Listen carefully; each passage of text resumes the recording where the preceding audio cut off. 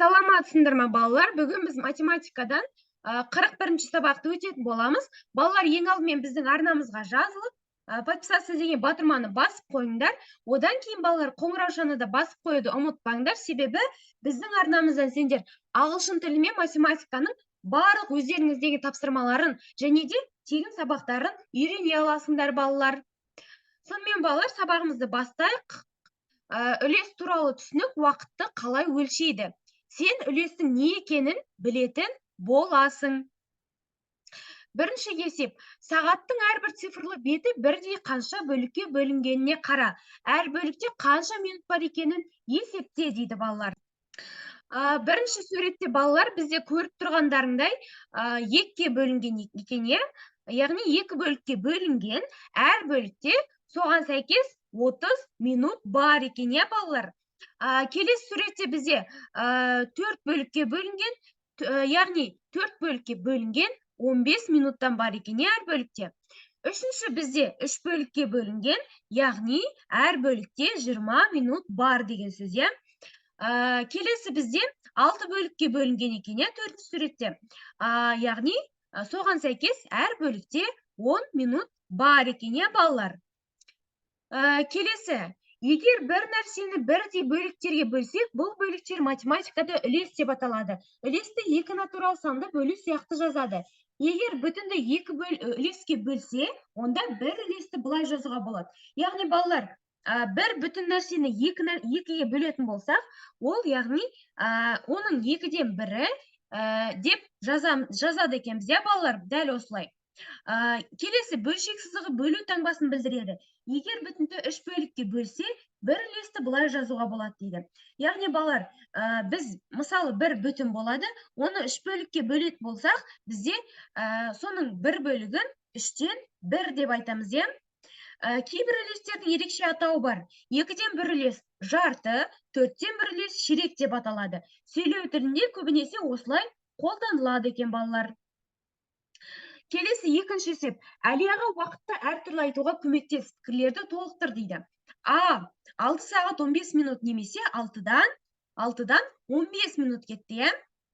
Келесі, 5,5 немесе 5-тен 30 минут кетті. 3 сағат 45 минут немесе 4-те 15 минут қалды деп жазады екенбіз, балалар. Келесі, үшінші есеп. Есебі суретке қара дөңгелектерді қандай бөлігі боялғанын айт дейді. Бірінші балалар, мысалы, бірінші суретте бізде 4-ке бөлінген дөңгелек, яғни 4 бөліктің бір бөлігі боялған. Оның яғни 4-те 1 деп жазады екенбіз. Келесі бізде екінші суретте 3 бөлікке бөлінген дөңгелек, яғни бір бөлігі боялған, яғни 3-тен 1 деп жазамыз. Келесіде 9 бөлікке бөлінген, бір бөлігі боялған, 9-дан 1 деп жазамыз. Бұл жерде 8 бөлікке бөлінген, 8-ден, яғни о жерде бір бөлігі боялған, 8-ден 1 деп жазады екенбіз, балалар. Келесі, есебі үшінші есептің. Суретке қара, жолақтардың қандай бөлігі боялмаған жаз дейді.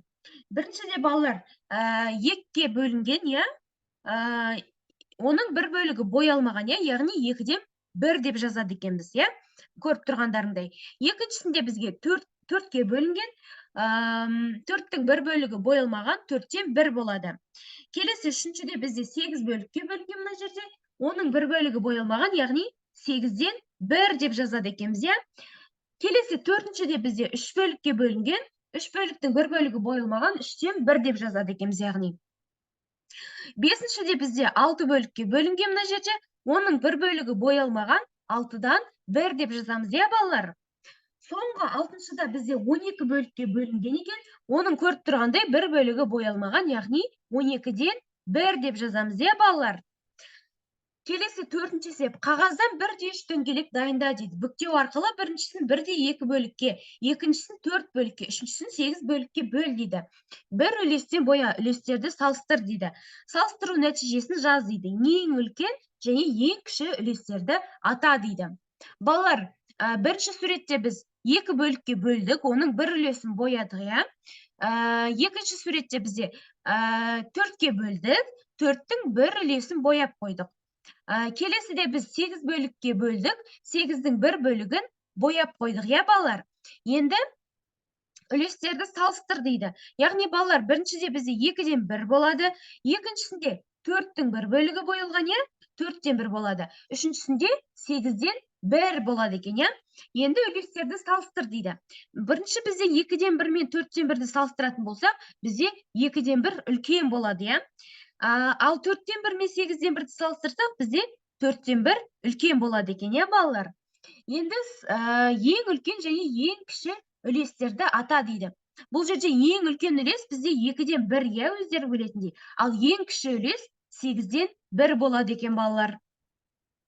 Келесі 5-ші есеп, есептерді шығар дейді. А есебі 1 тетік жасау үшін шебер 9 минут жұмсады. Осындай 6 тетік жасау үшін оған қанша минут уақыт қажет? 9 тетік жасау үшін ше.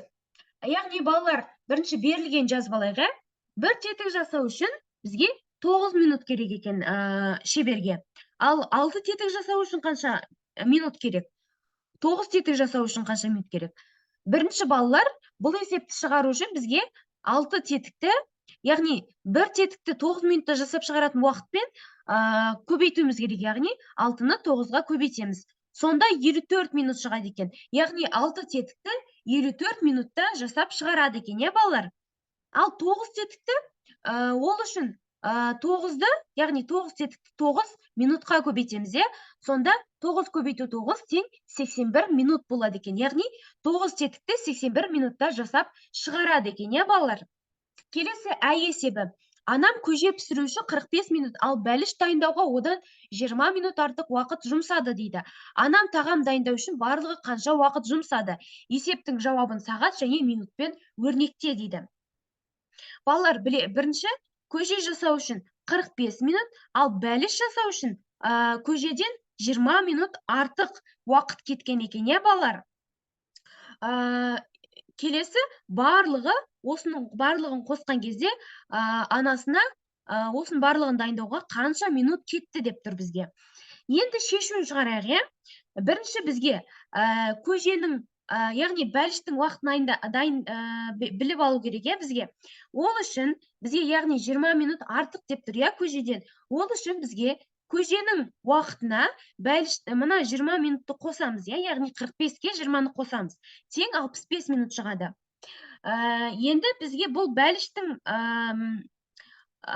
жұмсалған уақыт, яғни 65 минут екені белгілі болды.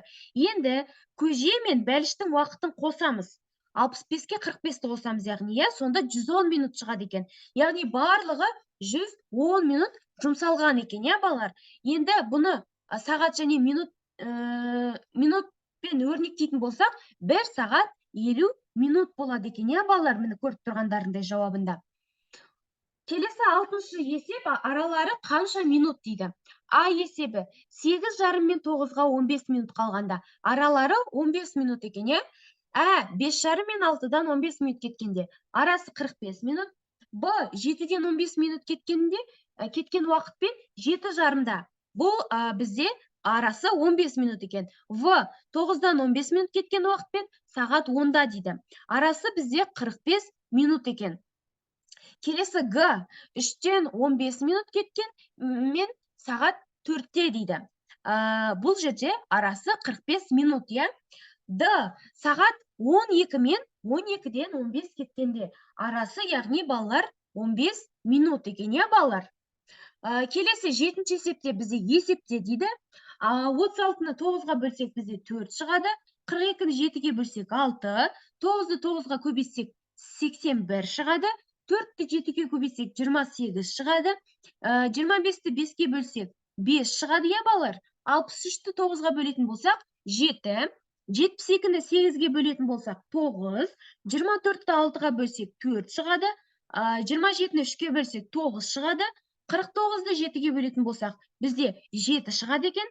32-ні 8-ге бөлеміз 4 шығады. 42-ні 6-ға бөлсек 7 шығады екен, е, балалар.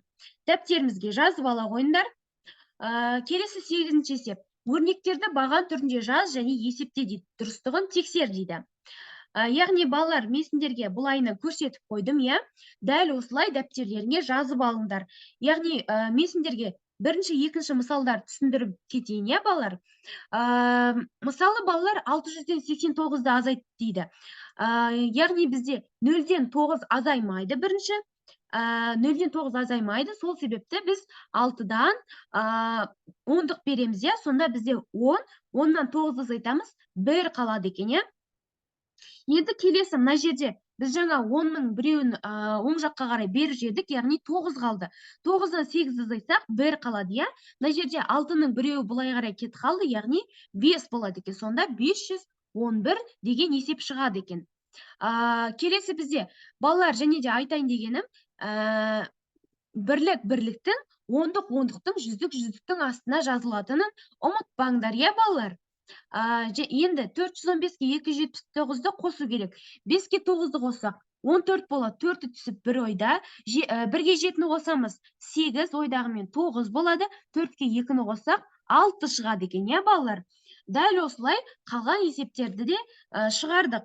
Дәл осылай дәптерлерге балалар көшіріп жазып алыңдар балалар. Сабақ, яғни осы есеп сендерге түсінікті деген ойдамын. Келесі 9-шы есеп. Мирастың сағаты 15 минут артта қалып қойды. Егер Мирастың сағатының тілі суреттегідей орналасқан болса, дұрыс жүретін сағат қандай уақытты көрсететінін жаз дейді. Яғни балалар, бізде А суретінде бізде Мирастың сағаты, яғни 1-ден 15 кетті деп тұр. Ал дұрыс сағат, яғни оған 15 минутты қоссақ 1-ден 30 кетеді екен. Келесі Әде бізде Мирастың сағаты 3-ден 45 кетті деп тұр. Ал дұрыс сағат, яғни 16:00 болады екен, иә. Келесі Б. Мирастың сағаты 8-ден 5 кетті деп тұр. Ал дұрыс сағат 8-ден 20 кеткен болады, иә.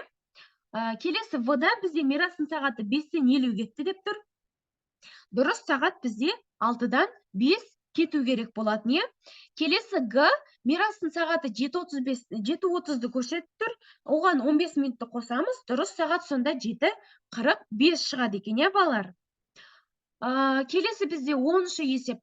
Түрлі түсті қағаздан 2 бірдей шаршы дайында дейді. Оларды бүктеу арқылы бірдей бөліктерге 2, 4, 8-ге бөл дейді. Бүктеу сызығы бойынша қи дейді. Ою-өрнектер құрастыр дейді. Яғни балалар, бұл тапсырманы өздерің орындайсыңдар. Бұл жерде әртүрлі ою-өрнектерді құрастырасыңдар. Бірінші балалар, қағазды 2, 4, 8 бөлікке қиып аласыңдар, иә, бүктеліп тұрған. Сол арқылы өздерің ою-өрнек құрастырасыңдар балалар. Осымен балалар, біздің сабағымыз аяқталды. Біздің арнамызға міндетті түрде жазылуды ұмытпаңдар. Біздің арнамыздан сендер ағылшын тілі мен математикадан өздеріңіз деген және де өздеріңіз деген тапсырмаларды және де барлық сабақтарды біздің арнамыздан тегін оқи аласыңдар балалар. Келесі кездескенше сау болыңдар балалар.